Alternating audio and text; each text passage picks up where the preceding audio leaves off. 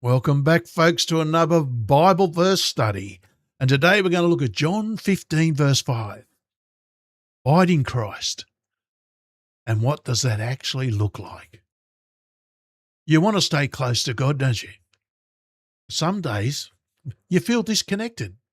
Your mind is busy, your focus is scattered, and you're wondering if you're doing something wrong. You read this verse and it sounds simple. Abide in Christ.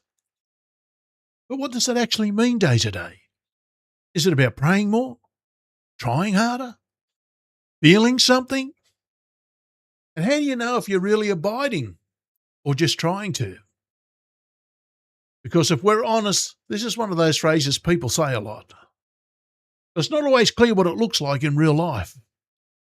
There's something in this verse that most people miss. And once you see it, it makes everything clearer. So let's see what the scripture says. Of course, it's in John 15, verse 5. I am the vine.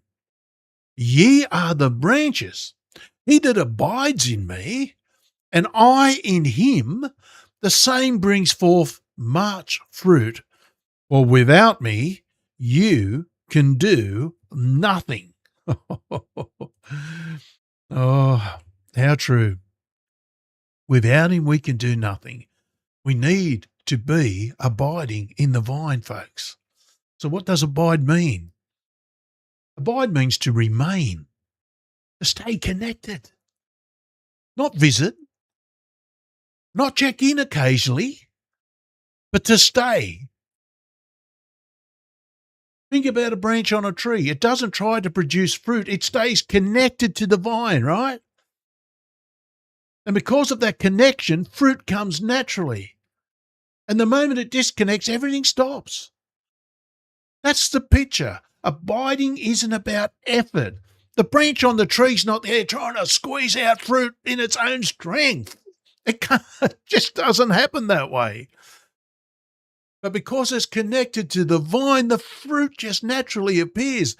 And we are to be connected. We are to abide, permanently live in Jesus Christ. He is the true vine.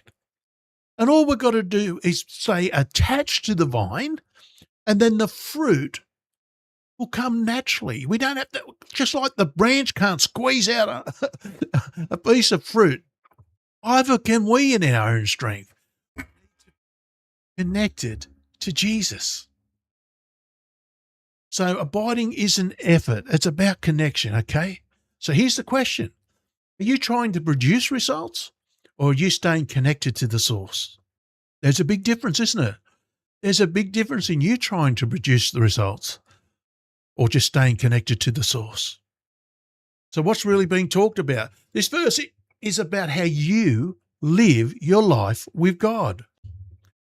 Get your head around this. It's permanent. It's not just about moments. It's not just about spiritual routines. It's about ongoing connection. It's about depending on him in your thoughts, in your decisions, in your daily life.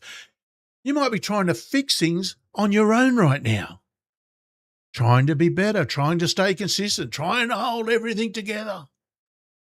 But this verse is showing you something. Without that connection to Christ, it doesn't last. You might see short bursts, but you won't see lasting fruit. Real change comes from staying connected. Just simple consistency, guys.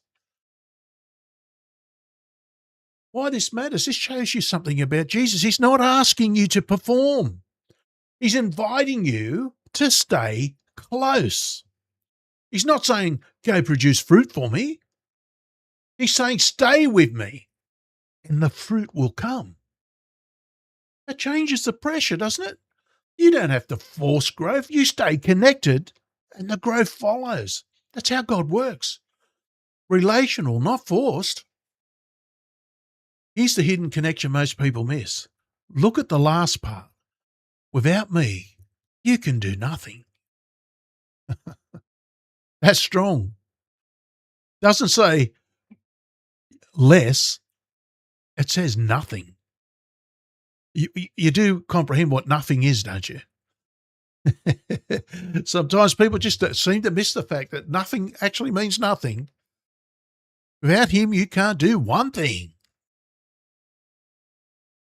That means real, lasting fruit, the kind God is looking for, only comes through connection with Christ. And if you read earlier in this passage, Jesus talks about the Father as the one who tends the vine. So this is the full picture. The Father cares for the process. The Son is the source, and you stay connected. So it's not all on you, is it? You're part of something God is already working in. That's why the Bible says you're a partaker of the heavenly calling. So how do you actually live like this? Stay aware of God throughout your day. Not just in set moments. Keep bringing your attention back to him. Think of how your life. Think about how moments and that are you aligning with his word? Are you staying connected to the vine? Or are you branching off, pardon the pun, on your own? Talk to God honestly, not formally. Simple is real. Like you would with someone close to you. It's not about religion here. It's not about religion performance. It's about being honest. God told us to worship in sincerity and in truth. Pause before you make decisions, even small ones. Bring God into them.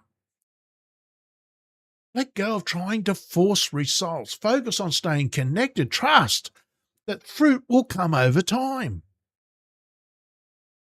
Let's be honest, it's easy to drift, isn't it? It is so easy to get busy, to get distracted, to get pulled in all sorts of different directions. It's frustratingly easy. Before you realize it, you feel disconnected. Doesn't mean you failed. It means you need to return. Abiding isn't about never drifting. It's about coming back again and again. So what changes when you live like this? You stop striving all the time. You're not trying to force growth. There's more peace.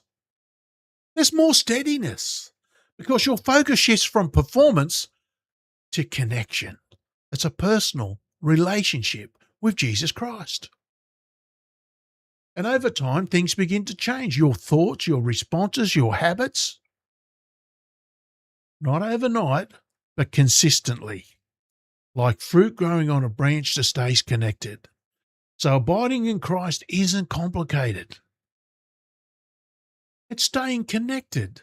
So instead of trying harder, stay closer. Because real change doesn't come from effort alone. It comes from staying connected to the one who is the source of it all. Amen.